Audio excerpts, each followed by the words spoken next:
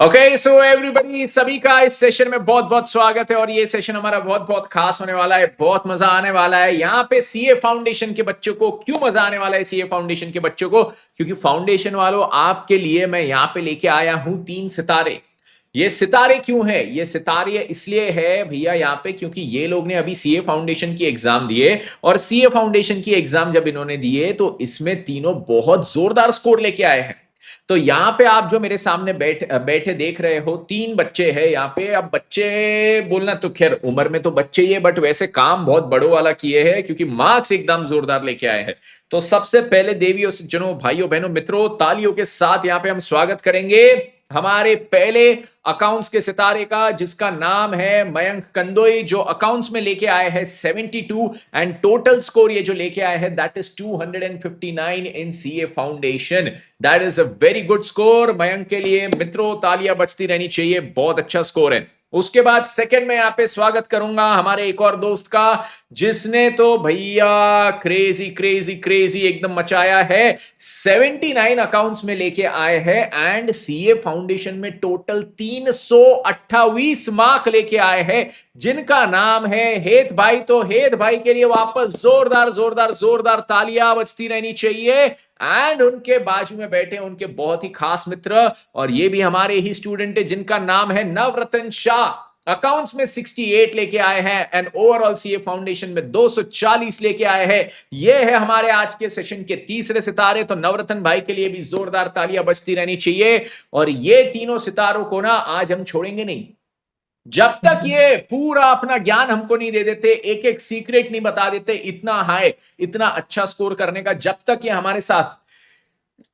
Excuse me, जब तक ये हमारे साथ एक एक छोटी से छोटी स्ट्रैटेजी शेयर नहीं करते, तब तक तीनों को हम घर जाने नहीं देंगे। वैसे तो घर पर ही बैठे, बट ये सेशन से हम इनको जाने नहीं देंगे और इनसे पूरी पूरी पूरी यहाँ पे वसूली करेंगे। तो आप जो भी बच्चे यहाँ पे हमारे साथ ज्वाइन हुए, मेक श्योर इस सेशन का पूरा लाभ उठाए, पूरा मजा उठाए, क्योंकि यहाँ पे जो भी चीजें डिस्कस होगी वो आपके सितंबर 25 एंड जनवरी 26 अटेम्प्ट के लिए बहुत ज्यादा यहाँ पे काम की रहेगी। तो मैं सभी स्टूडेंट को ये भी बोलूंगा, एक पेन पेपर साथ में लेके बैठिए, क्योंकि इनकी बोली हुई बात हमने लिखना भी बहुत ज्यादा जरूरी है।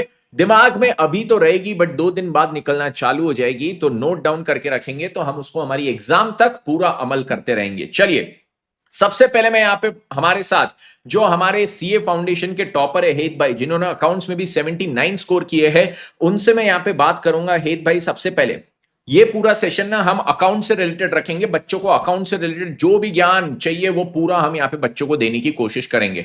सो फर्स्ट ऑफ ऑल हेत भाई, आप 79 लेके आए अकाउंट्स में, ठीक है। एंड आप जब अकाउंट्स में 79 लेके आए तो मुझे ये जानना है कि आप जब क्लासेस की तैयारी करते थे तो आपने टोटल कितने महीने क्लासेस की तैयारी की है? 4 महीने, 5 महीने, 6 महीने, 9 महीने, कितना किए? एक्चुअली मैंने फाउंडेशन की तैयारी अपने 12th के साथ चालू की थी। 12th के इसलिए साथ मैं मतलब कब से? मई 2024 से मई 2024 से आपने स्टार्ट की और मई 2025 में आपने क्लासेस की, सॉरी एग्जाम दी। एग्जाम दी। जी सर। राइट, तो आपकी तैयारी पूरी 1 साल की थी, if I am not wrong. जी सर। यस। एंड ये जो 1 साल की तैयारी थी उसमें आपने क्लासेस कितना देखे, मतलब क्लासेस को कितना समय डेडिकेट किया एंड सेल्फ स्टडी कितना किए? लाइक मैंने पहला पूरा सिलेबस थोड़ा थोड़ा अपने आप से पढ़ लिया, और जो कंफ्यूजिंग लगा उसके क्लासेस देख लिए, कोई रिवीजन वीडियो हो यूट्यूब पे वो ओके देख ओके लिया। ओके। तो आपने इसमें हर एक टॉपिक पूरा क्लासेस के थ्रू नहीं किया, बट आपने जो भी जहां पे भी आपको कंफ्यूजन आ रहा था उसकी आपने क्लासेस वगैरह देख ली? जी सर, क्योंकि 11th और 12th का अकाउंट्स मिला के ही फाउंडेशन का अकाउंट्स था मोस्ट बिल्कुल ऑफ। सही बात, बिल्कुल सही बात। अच्छा, इसमें एक और चीज जो मैं आपसे पूछना चाहूंगा कि आप जैसे 12th के साथ पढ़ते थे, तो 12th स्टेट बोर्ड सीबीएसई, कौन सा आपका बोर्ड था? सीबीएसई। सीबीएसई था। तो सीबीएसई में तो रेगुलर स्कूल भी जाना पड़ता होगा। जी जी सर। अब रेगुलर स्कूल जाना पड़ता होगा तो आप डेली बेसिस पे सीए फाउंडेशन को कितना टाइम डेडिकेट करते थे? डेली बेसिस पे लाइक 2 to 3 आवर्स और पर डे। बाकी मतलब पहले स्कूल, फिर 12th की पढ़ाई, और फिर सीए फाउंडेशन को अलग से 2-3 घंटा आप डेडिकेट करते थे? जी सर। Okay, amazing. तो यहाँ पे ना एक पॉइंट बच्चों, यहाँ पे जो 12th वाले स्टूडेंट्स हैं उनके लिए नोट करना बहुत ज्यादा जरूरी है कि आपको अगर यहाँ पे बहुत अच्छा मार्क्स लाना है, जैसे हमारा हेत भाई लाया है 328। और हेत भाई की खास बात कि इन्होंने केवल यूट्यूब क्लासेस को रेफर किया है, ठीक है, यूट्यूब क्लासेस को रेफर करके अल्टीमेट सीए की वो लेके आए 328। तो यहां पे अगर आपको भी ऐसा एकदम बढ़िया वाला स्कोर करना है, 328 वगैरह 300 प्लस जाना है, और इस बार से तो 20 ऑल इंडिया रैंक भी आईसीआई लेके आ रहा है, तो 20 ऑल इंडिया रैंक में भी अगर आपको आना है तो सबसे पहले तो पढ़ाई पहले से स्टार्ट कीजिए, एंड डेली 12th के साथ भी आप 2-3 घंटे दिन के सीए फाउंडेशन को डेडिकेट कीजिए। राइट हेत भाई, कुछ गलत बोला? नहीं सर, बराबर। एकदम सही, ठीक है। अब ये सेम क्वेश्चन मैं मयंक भाई को पूछना चाहूंगा। मयंक मेरे भाई, मुझे ये बता, मयंक आपने सबसे पहले तैयारी कब से स्टार्ट की सीए फाउंडेशन की? उसमें आपने सेल्फ पहले क्लासेस को कितना समय दिया और उसके बाद सेल्फ स्टडी के लिए कितना समय था आपके पास? सर मैंने जो मेरी स्टडी स्टार्ट करी वो मैंने 1 अक्टूबर से स्टार्ट करी थी, लेकिन सर उससे पहले मैंने जैसे एक दूसरा कोर्स होता है वो परस्यू करा था, मैंने पहले उसका पेपर दिया था। फिर उसके बाद जो मैंने फाउंडेशन की पढ़ाई थी वो तो 1 अक्टूबर से स्टार्ट करी। कौन सा कोर्स आप परस्यू कर रहे थे? Sir actuarial science. Okay okay, actuarial science. हाँ, तो वो इन आपने, शॉर्ट वी से एक्चुअली। ठीक है, तो आपने अक्टूबर के पहले उसका पढ़ाई वगैरह किया, फिर अक्टूबर से हाँ आपने, मतलब अक्टूबर 2024 से आपने स्टार्ट किया पढ़ना, हाँ मई हाँ 2025 में हाँ आपने एग्जाम दिया। हाँ। यस। अब यस सर। अक्टूबर से आपने स्टार्ट किया, तो आप हमारे साथ अल्टीमेट सीए में पेड बैचेस में थे, if I am not wrong. Yes sir. अब आई अल्टीमेट एम इन सीए की पेड। पेड बैचेस में आप थे, तो अब यहाँ पे मुझे बताइए कि आपकी क्लासेस आपने कब से कब तक, अक्टूबर में स्टार्ट की तो आपने कब तक क्लासेस की?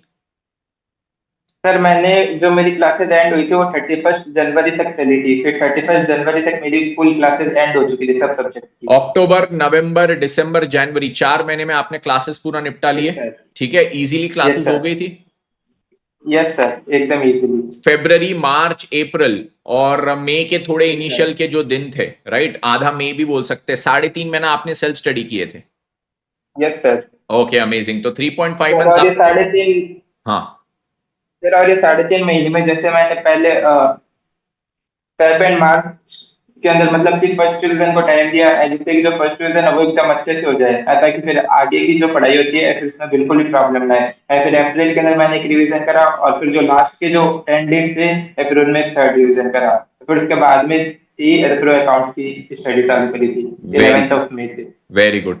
तो अगेन देखो, मुझे दो बच्चों से तो ये सुनने में आ गया कि if you want to score really good in CA foundation, what you need to do is make sure कि आप यहाँ पे क्या चीज करें, आप अपनी पढ़ाई क्लासेस वगैरह जो है इनिशियल फर्स्ट टाइम की पढ़ाई थोड़ा जल्दी स्टार्ट करें। Am I right? Yes sir. Yes sir. Yes. अब इसमें, अब आपने यहाँ पे क्लासेस अक्टूबर से जनवरी तक की, फिर फरवरी मार्च में आपने फर्स्ट एक खुद का रिवीजन किया, एंड अप्रैल में आपने वो सेकंड रिवीजन किया, एग्जाम के पहले जो रिवीजन किया होगा वो थर्ड किया होगा, right? Yes sir. Yes okay. Sir.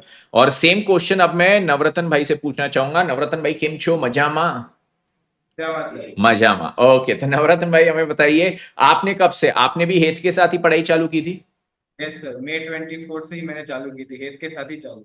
Very good very good. तो आपने भी हेत के साथ ही पढ़ाई चालू की, मतलब दोनों भाइयों का साथ साथ चल रहा था, अगर मैं बोलूं तो। जी सर। ठीक है, तो ये चीज फिर पूरा रिपीट नहीं करूंगा मैं। और आपका भी 12th ही चल रहा था, मतलब आप दोनों सेम ही क्लास में हो? यस हाँ सर। यस। Amazing amazing. तो दोनों का साथ साथ चल रहा था, दोनों ने और मई 24 से मई 25 की पूरी जर्नी यहाँ पे सेट की। ठीक है, तो ये जो अभी इनिशियल पोर्शन था ये उन स्टूडेंट्स के लिए था जो लोग अब सीए फाउंडेशन में नए नए आ रहे हैं, कि आपने एक्चुअली या सीए फाउंडेशन करने की सोच रहे हैं, कितने पहले से आपने पढ़ाई स्टार्ट करनी चाहिए to get a good score, right? यहाँ पे ना बच्चे जनरली ये करते हैं कि मेरा 12th हो जाएगा, 12th होने के बाद फिर मैं क्या करूंगा, जो 1-2 महीने बचते हैं, अब मार्च तक तो 12th की एग्जाम होती है, फिर उसके बाद अप्रैल और आधा मई, बोले इतने में पढ़ के मैं पास हो जाऊंगा, अच्छे मार्क्स ला लूंगा, क्योंकि 12th और सीए फाउंडेशन लगभग सेम है, कुछ सब्जेक्ट्स में सेम है, मैं मानता हूं अकाउंट्स में काफी कुछ सेम है, but the level of difficulty varies even in accounts. और एक ना पूरा माइंडसेट चेंज करना पड़ता है, माइंडसेट ऐसा चेंज करना पड़ता है कि यार 12th is not a competitive exam. 12th में अगर मयंक भी पास होगा, हेद भी पास होगा, नवरत्न भी पास होगा ना, तो इनके साथ जितने बच्चे एग्जाम दिए सब पास होने वाले। खाली मार्क्स हो सकता है 2-5 ऊपर नीचे हो जाए। सीए में ऐसा थोड़ी है, CA is a competitive exam, अगर एक पास होगा तो उसके बदले में 10 लोग फेल होने वाले।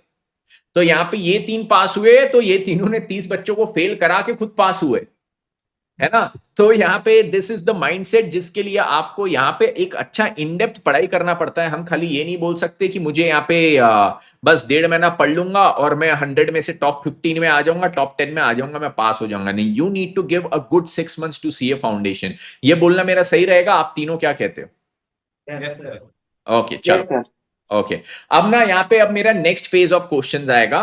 ये अब क्वेश्चन हमारा उन स्टूडेंट्स के लिए सबसे ज्यादा यूजफुल है जो यहाँ पे अब सितंबर 25 में अटेम्प्ट दे रहे हैं। तो सितंबर 25 वालों, आप लोग ने ये क्वेश्चन बहुत ध्यान से सुनना है जो मैं ये तीनों को पूछने वाला हूं, और इन तीनों के जवाब भी बहुत ध्यान से सुनना।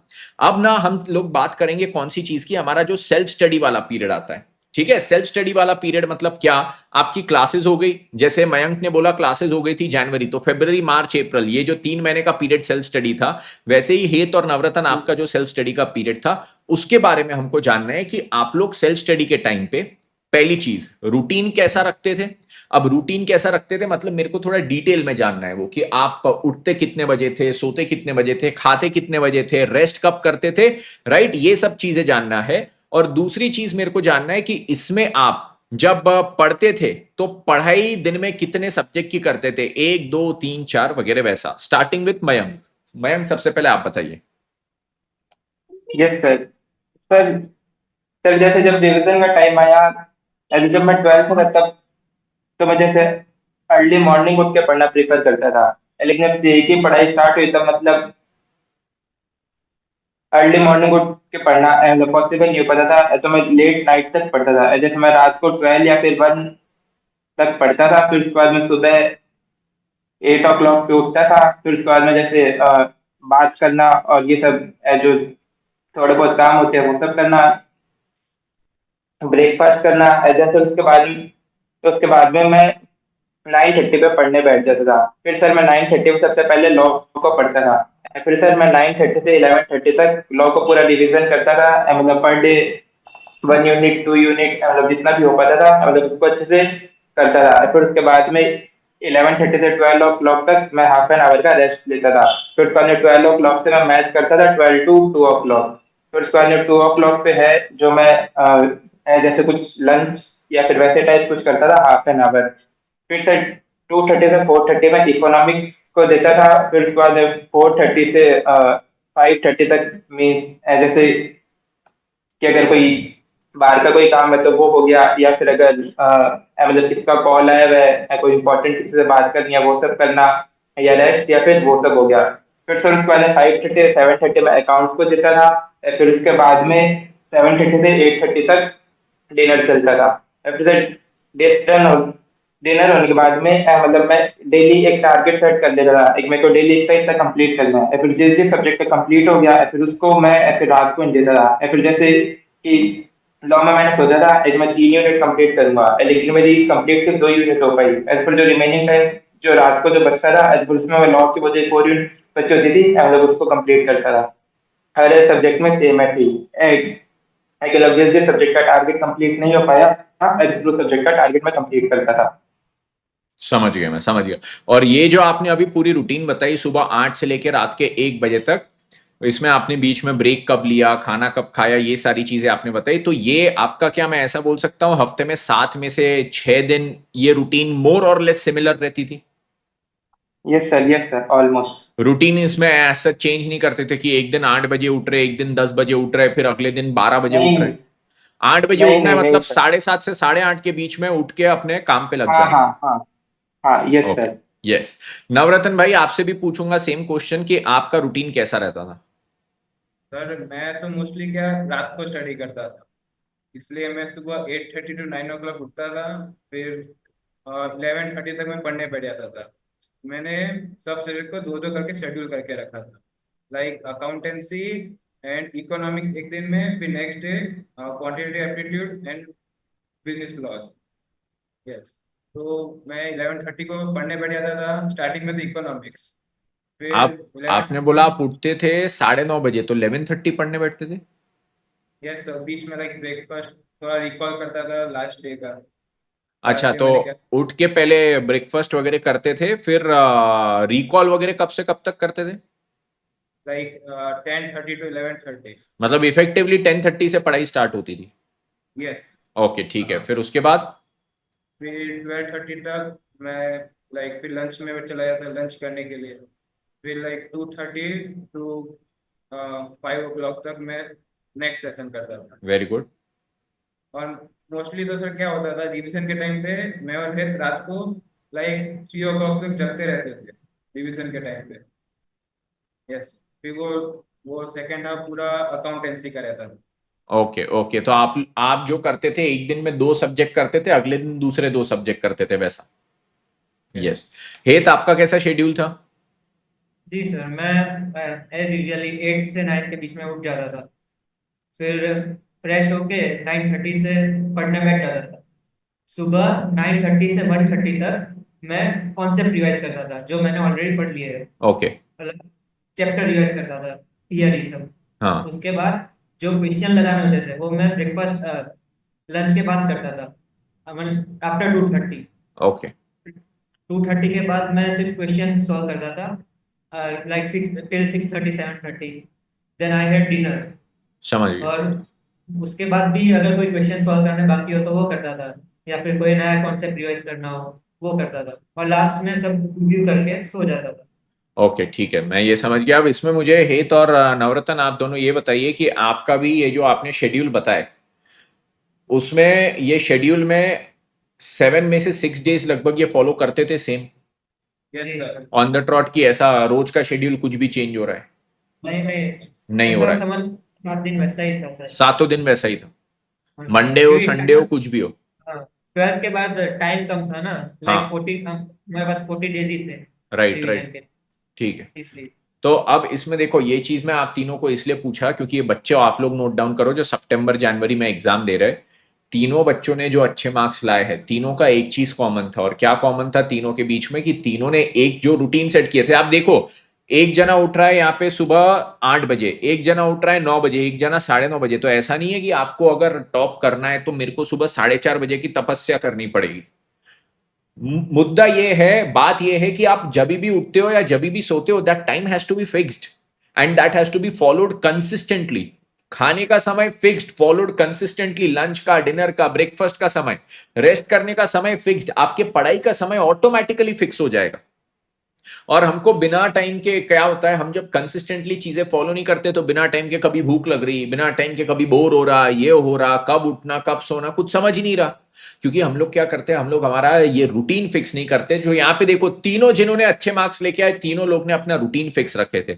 तो अभी जब आपका सेल्फ स्टडी का पीरियड आएगा बच्चों, September 25 एंड Jan 26 वालों, आपको सेल्फ स्टडी में सबसे पहले मेक श्योर करना है कि आप अपना रूटीन पूरा फिक्स कर लो, और वो रूटीन को कंसिस्टेंटली रिपीटेडली ठोक बजा के फॉलो करो, उसमें चेंजेस मत आने दो।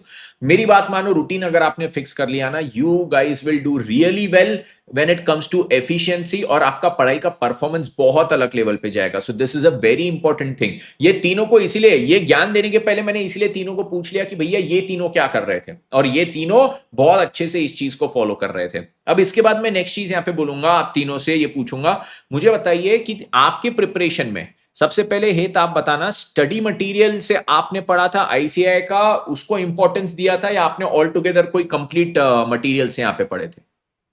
नहीं सर, मैंने स्टडी मटेरियल को ही इम्पोर्टेंस दिया था, क्योंकि आईसीआई मेरे पास कोई बैच नहीं थी, तो मेरे पास कोई और बुक्स थी नहीं। और स्टडी मटेरियल से पढ़े, तो क्या एग्जाम में स्टडी मटेरियल के क्वेश्चन जैसा देख के लग रहा था कि एग्जाम में वैसे ही सिमिलर रिलेटेड क्वेश्चंस है?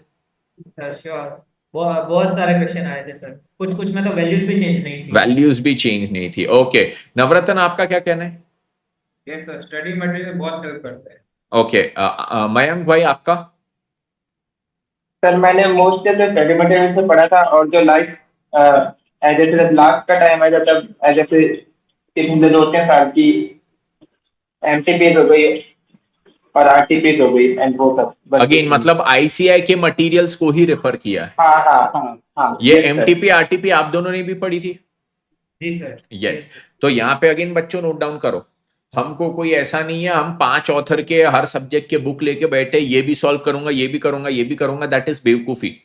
राइट, दैट इज एब्सोल्यूट बेवकूफी। एंड इसमें आपका ये है कि एक बार आपने एक आईसीआई का मटेरियल कर लिया ना, उसमें जो क्वेश्चंस है उससे ज्यादा अब आपको करने की जरूरत नहीं है। स्टडी मटेरियल अच्छे से करो, 2-3 अटेम्प्ट की आरटीपी देख लो, 2-3 अटेम्प्ट की एमटीपी देख लो, 2-3 अटेम्प्ट के पीवाईक्यूज देख लो, उससे ज्यादा कुछ करने की जरूरत नहीं है। अब इसी क्वेश्चंस को रिपीट रिपीट रिपीट में करते जाओ, जितनी बार कर सकते हो, you will do really well in exams. And this is like the मंत्र टू सक्सीड इन एग्जाम्स। बच्चे अब यहाँ पे ये ऑथर की बुक, वो ऑथर की बुक, इसकी बुक, उसकी बुक, सब लेके आ जाते हैं। सब लेके आते, फिर 2-3 बुक्स तो उसमें से छुई भी नहीं रहती एग्जाम तक, क्योंकि इतने क्वेश्चन करेंगे कहां से। जो बाकी 1-2 बुक्स की भी रहती है, वो 1-2 बुक्स के क्वेश्चन एक एक बार होते हैं, जो अब एग्जाम के टाइम पे दिमाग में रिकलेक्ट भी नहीं होते कि हाँ ये क्वेश्चन हमने देखा था बट आंसर क्या है पता नहीं। What you have to do is make sure कि आपने जो सेट ऑफ क्वेश्चंस देखा है वो आप रिपीटेड बेसिस पे करो, तो आपको ना पूरे लॉजिक्स दिमाग में उसके फ्रीज हो जाएंगे। और वो सेट ऑफ बुक सबसे इंपॉर्टेंट जो है that is ICAI study material, RTPs and MTPs. उससे ज्यादा और कुछ जरूरी नहीं है, and that is enough to make sure कि आप एग्जाम में बहुत अच्छा स्कोर करो। नेक्स्ट, अब इसके बाद मैं आप तीनों को पूछूंगा, क्या तीनों ने कोई टेस्ट सीरीज वगैरह अटेम्प्ट किया था, या एमटीपीज जो थी वो आईसीआई के साथ अटेम्प्ट की थी? सबसे पहले मयंक भाई आप बताओ।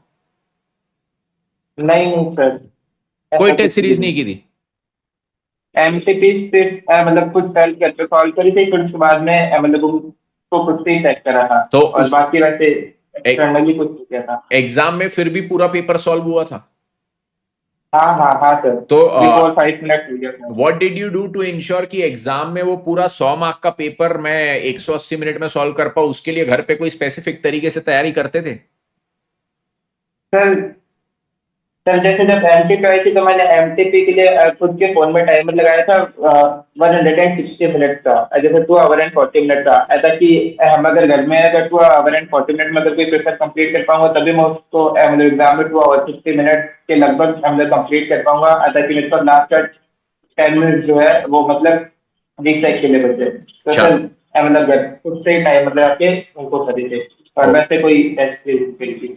तो मतलब आपने खुद को प्रेशर में डाल के सॉल्व करने की कोशिश की थी घर हाँ पे? हाँ हाँ, ओके। ये सर। हेत भाई आपका कैसा था?